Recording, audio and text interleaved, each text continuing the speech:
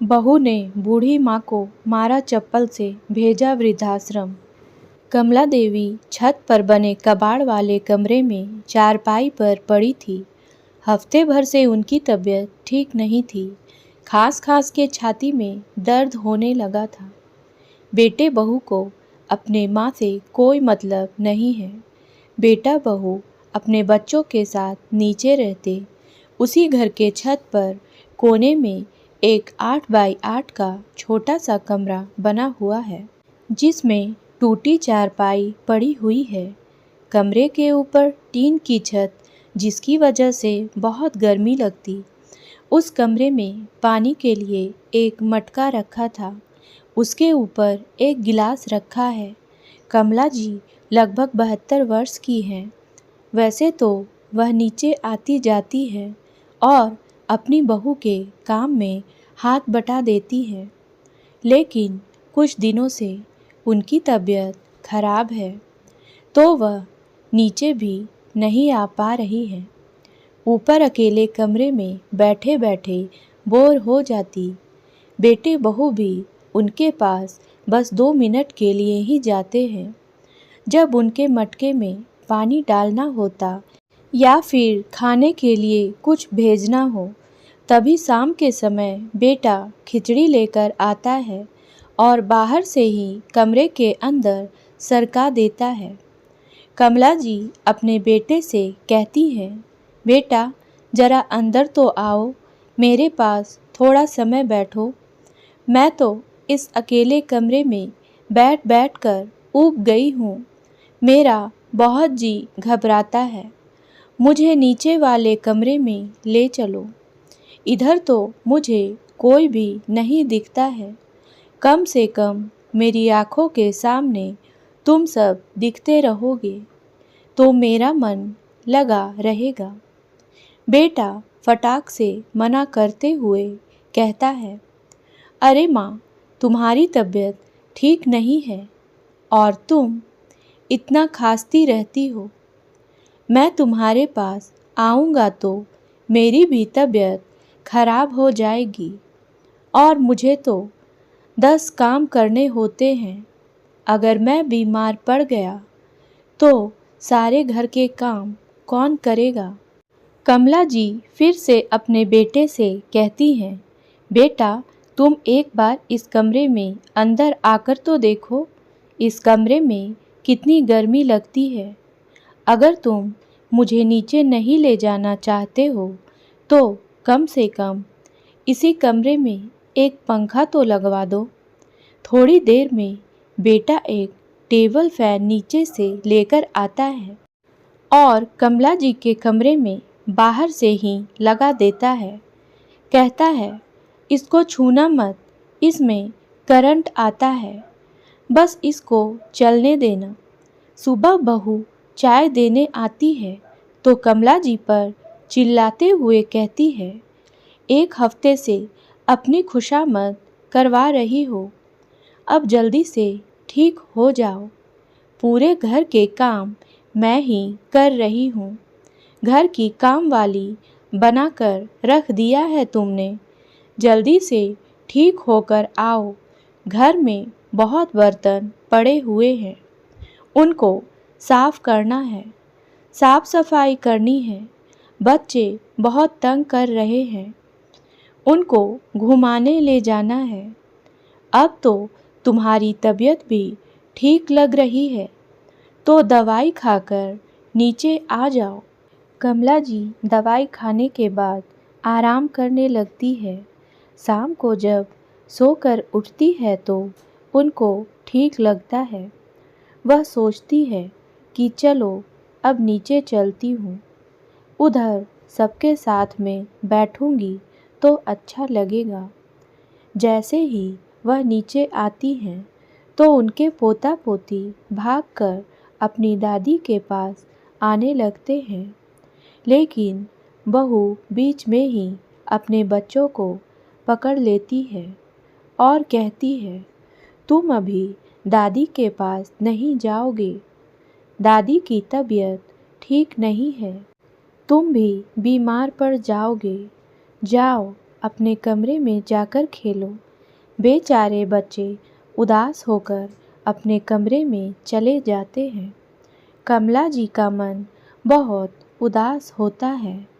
अपने पोते पोती के साथ थोड़ा सा खेले, उनके साथ बातें करे, लेकिन बहू तो उनको पकड़ करके अपने कमरे में ले गई और वापस आकर कमला जी से चिढ़ते हुए कहती है, रसोई में जाओ, बहुत सारे बर्तनों का ढेर लगा हुआ है, पहले उनको साफ कर दो। बहू, मेरी तबीयत इतने दिनों से ठीक नहीं है। तुम्हें तो पता है मुझसे इतने सारे बर्तन नहीं धुले जाएंगे। मैंने तो ढंग से खाया पिया भी नहीं है। इस वजह से चक्कर भी आ रहे हैं। कुछ दिन और आराम कर लूँगी तो सब ठीक हो जाएगा। फिर तुम्हारे साथ सारे काम कराने लगूंगी। हाँ, तुम तो बस घर में बैठकर मुफ्त की रोटियां तोड़ना चाहती हो। कुछ काम बता दो तो बहाने बनाने लगती हो। मुझे तुम्हारा कोई बहाना नहीं सुनना है। जा करके सारे काम खत्म करो। मन मार कर कमला जी रसोई में जाकर धीरे धीरे बर्तनों को साफ करने लगती है। बर्तन साफ करके जैसे ही फ्री होती है तो बहू कहती है कि सारा घर तो बिखरा पड़ा है, साफ सफाई भी करनी है।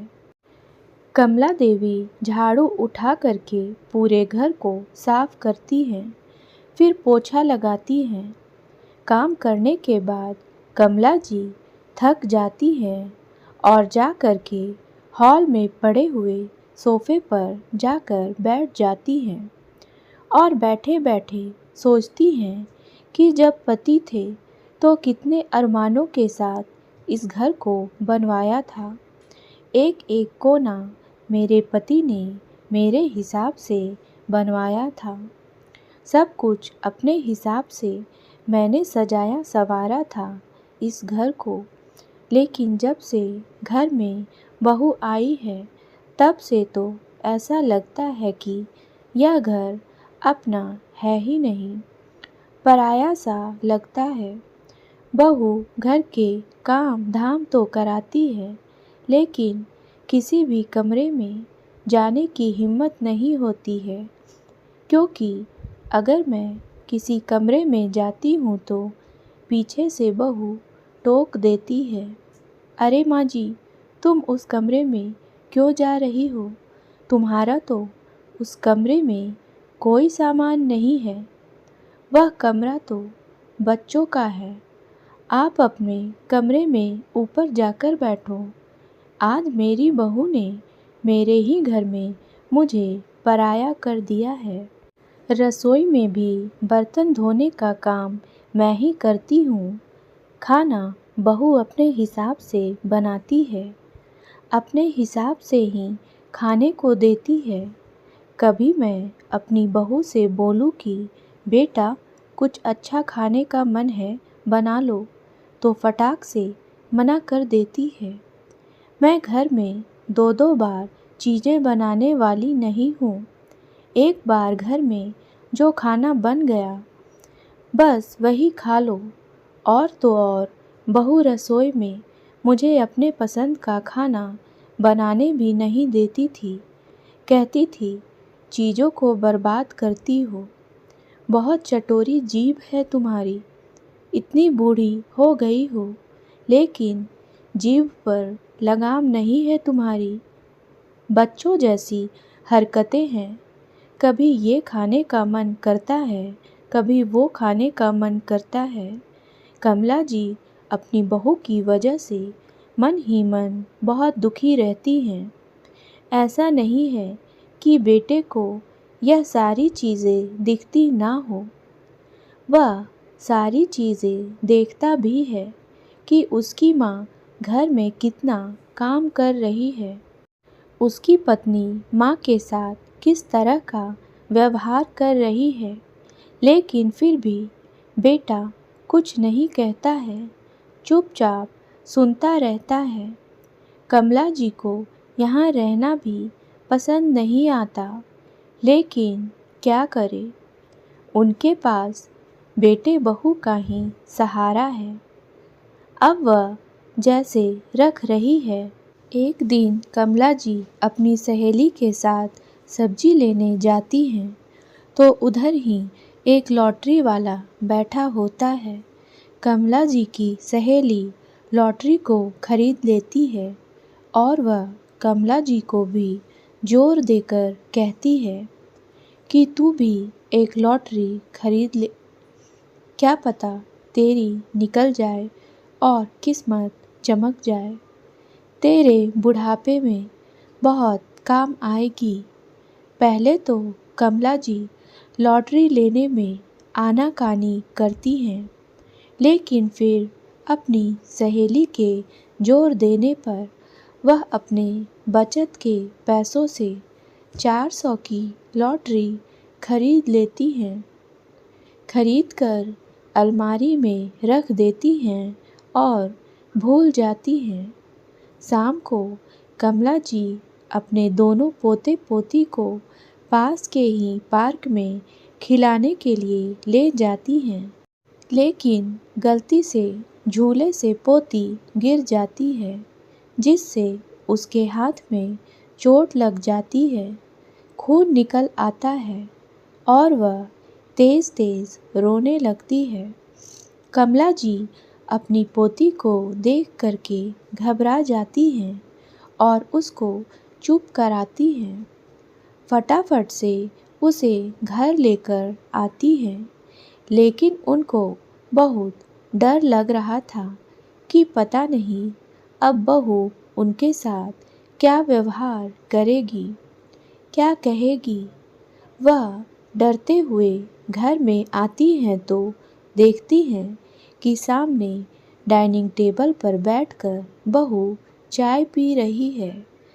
जैसे उसने अपने बेटी को रोते हुए देखा तो वह घबराई।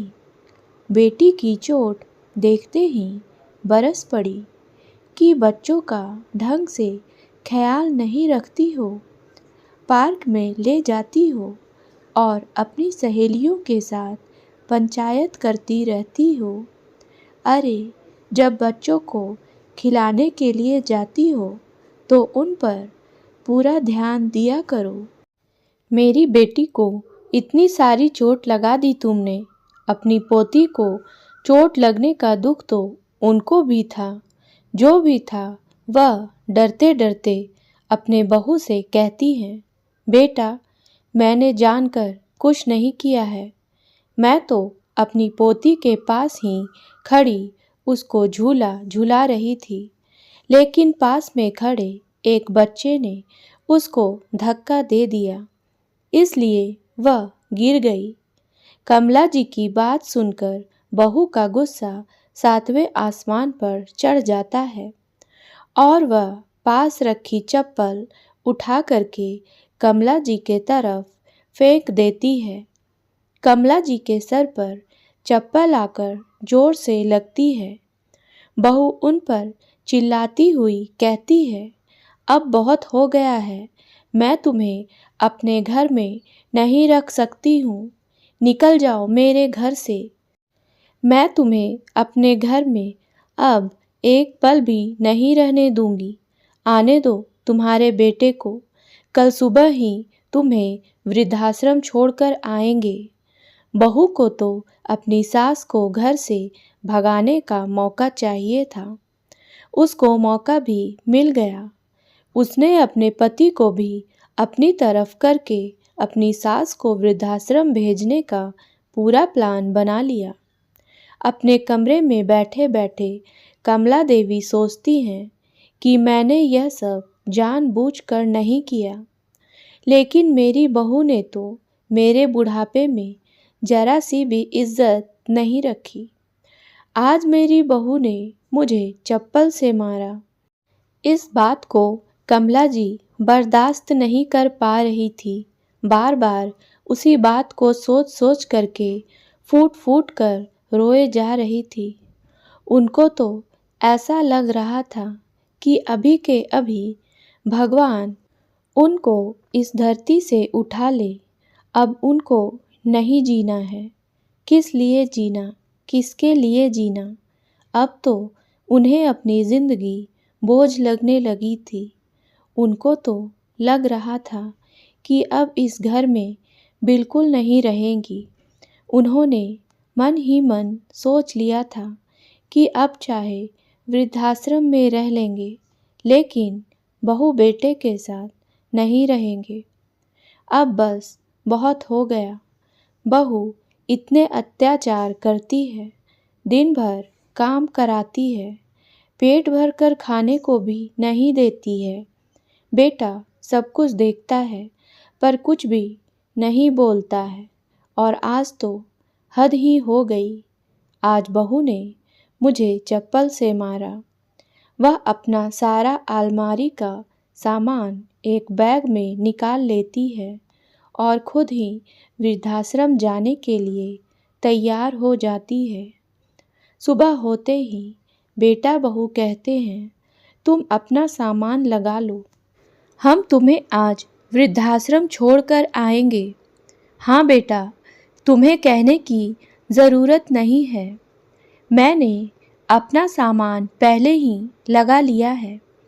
बेटा, बहू ने मेरे साथ जो किया सो किया, उसको तो मैं पूरी ज़िंदगी ही नहीं भूलूंगी। लेकिन तुमने सब कुछ जानते हुए भी कुछ नहीं कहा। अपनी पत्नी से और मुझे वृद्धाश्रम भेज रहे हो। यह तुम सही नहीं कर रहे हो। मैं तुम्हारी माँ हूँ। तुमने एक बार भी मेरे पास आकर यह पूछने की कोशिश नहीं की कि माँ, क्या बात है, मेरी पत्नी ने तुम्हारे साथ क्या किया? बेटा अपनी माँ की बात को अधूरा छोड़कर अपनी कार की चाबी लेकर घर से बाहर आ जाता है और कहता है, जल्दी से आओ, मुझे ऑफिस जाने के लिए देरी हो रही है। कमला जी कार में बैठ जाती हैं। बेटा बहू उनको वृद्धाश्रम के दरवाजे तक छोड़कर वापस आ जाते हैं और वह अपनी माँ को मुड़कर भी नहीं देखता है। लेकिन कमला जी अपने बेटे की कार तब तक देखती रहती हैं जब तक कि वह आँखों से ओझल नहीं हो जाता है, क्योंकि माँ तो माँ होती है। बेटा कैसा भी हो, धीरे धीरे कमला जी का वृद्धाश्रम में मन लगने लगता है। आश्रम में उनके जैसी और भी महिलाएं होती हैं, जिनके साथ वह हंसी खुशी के साथ अपनी पुरानी बातों को भुलाकर जीने की कोशिश करती हैं। एक दिन वृद्धाश्रम में कमला जी से कोई आकर कहता है कि आपसे कोई मिलने आया है।